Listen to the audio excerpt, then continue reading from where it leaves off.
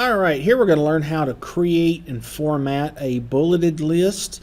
And for the moment, we don't need this file. We've been working with the Books and Beyond. Now, I'm not going to close that out just yet, but I need to go back and to the original folder that's got all of our files in it. And what I need to do is to go in here and we're working on lesson 4. And the file we need here is this alarm file. So again, what I want to do, and you don't have to do this, but I'm going to make a copy of this. And I want to copy this to the folder that I've named my work. And I gave you a folder when you copied this over, and you can put it in whatever folder you want. It's just, this is where I'm putting it. So now what I want to do is I want to go into that folder that's got my work on it. And remember what this does, this enables you to keep the original file, where if you make just such a bad mistake, then you can go back and get that. And let's see here.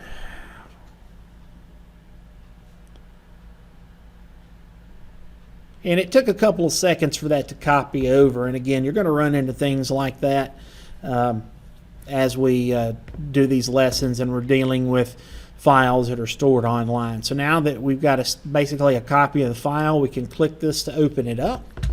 And we're going to begin working on this. All right, so what we're going to do is a bulleted list. Let me explain to you first the difference between a bulleted list and a numbered list. Basically, it's when you list items, but that's what a list is. You put them in order, just little, instead of full paragraphs or full sentences, it's just little bitty pieces of information. But with a bulleted list, the order of the items typically does not matter. Typically, the order does not really matter. Now, in a numbered list, the order of the items that are provided, that it typically matters, and we're going to do that next. And I believe we're going to use the same file. So let's go ahead and get started with this. And numbered lists can take, bulleted lists can take different formats. There's different pictures that can be used for a bullet. Just like with a numbered list, you could actually use numbers, or you could use letters, or you could use Roman numerals. But we're going to go ahead, and right now we're just working on bulleted lists. And remember, I'll go ahead and tell you now, the online version of this does not have the full functionality of the desktop version. So we're going to have to skip some things that was originally intended with this lesson. So let's just go ahead and get started. We want to select the 2 paragraphs below the phrase, keep in mind. So I want to go back real quick, and I want to turn on my non-printing characters again, because right here it may be kind of hard to tell that, hey, this is actually 2 paragraphs. So if I click that show and hide button, then I see my non-printing characters. So we're going to select these 2 paragraphs right here. All right, so now that we've got these 2 paragraphs selected, what we want to do is we want to change this. If we click this bullet button, now right here on the paragraph group, this button right here, this is your bullet button. And if I click that, notice that by default, when I click that, I get solid circle bullets. Now, if you take a close look at this button, it kind of looks like that these bullets are actually squares and not circle. But that's the design of the button, so this is what the bullet button is.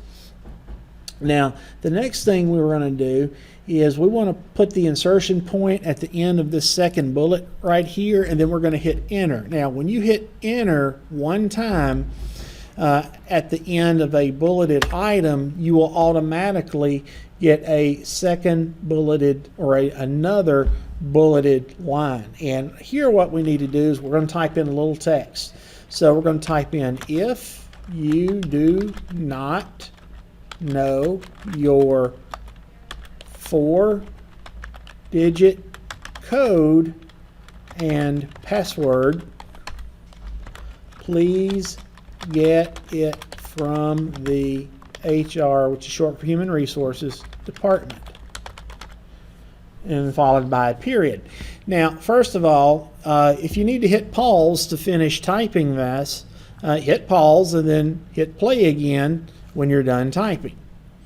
But also notice that when you went down, when you typed that second, when you typed the word department, it did not fit at the end of the line above it. So notice how that it automatically formatted the second line of this bulleted point using the same format as the one above it. All right, so the next thing that we want to do here with this lesson is we want to select this bulleted list that we just created. So we've got 3 items here, and we want to select a different type of bullet. And let me see which one they really want us to do.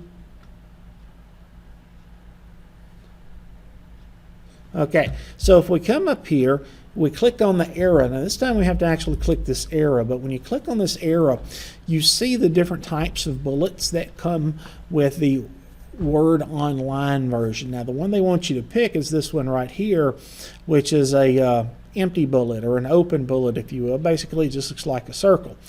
Now again, you could pick any of these that you wanted to, and by the way, as you roll over these, you see that these have fonts, and there's actually font called Wingdings, and it's basically just a little strange look. Wingdings generally are just like pictures, but anyway, this is the one they want us to select. And really, you could select any of these and it doesn't matter.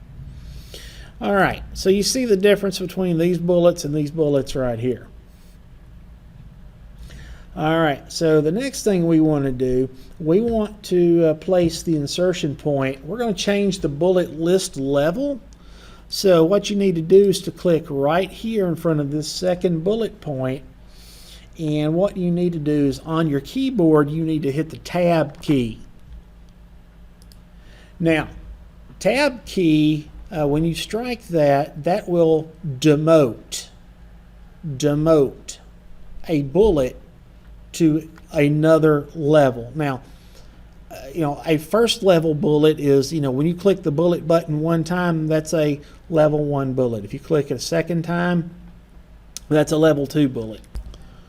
And if you want to see what a level 3 bullet looks like, click in front of this one right here and then hit the Tab key twice, because as of right now it's a level 1. So now when I hit Tab, it's a level 2. Hit Tab again, it's a level 3. And notice though, when we do this, that a level 2 bullet by default is an open circle just like this one is, but when you go to a level 3 bullet, you get a little filled in square. Now again, you know, on the online version of Microsoft Word, it doesn't have the flexibility that the desktop version has, so you have to be careful when you start changing bullet types and things of that nature. So, you know, in this case, you could come up here to a level 2 bullet, and you might want to change the format of the level 2 bullet to be maybe not an open circle, but maybe you would want it to be an open square or something of that nature, like I just did. So you can change the appearance of the bullets. So now what we want to do is we actually want to move these 2 bullets back and make them both level 1. Now here's the thing.